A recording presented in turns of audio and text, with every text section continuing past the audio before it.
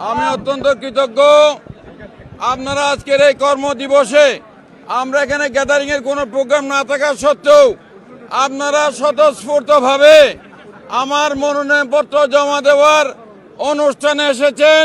সেজন্য আমি আপনাদেরকে ধন্যবাদ জানাই, কৃতজ্ঞতা জানাই। সংগ্রামী বন্ধুগণ, আমরা আগামী যে নির্বাচন 12ই ফেব্রুয়ারি যে নির্বাচন, সেই নির্বাচনকে উৎসব মুখর এবং আনন্দঘন পরিবেশে আমরা নির্বাচন কমিশন প্রণীত আচরণ বিধি মেনে আমরা এই নির্বাচনটা করতে চাই।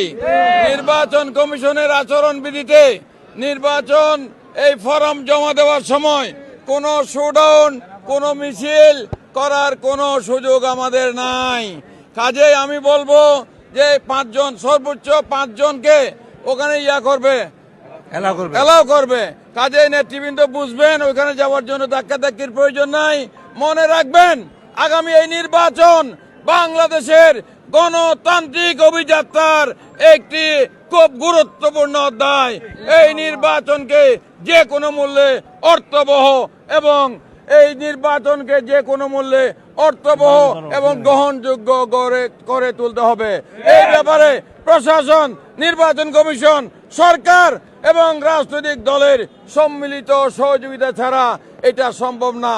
কাজেই প্রত্যেকে যার যার দায়িত্ব আমি আশা করি দক্ষতার সাথে, পেশাদারিত্বের সাথে এবং দায়িত্বশীলতার সাথে পালন করবে, যাতে জনগণ ভোট কেন্দ্রে গিয়ে যথাযথভাবে ভোট দিতে পারে, ভোটে অংশগ্রহণ করতে পারে।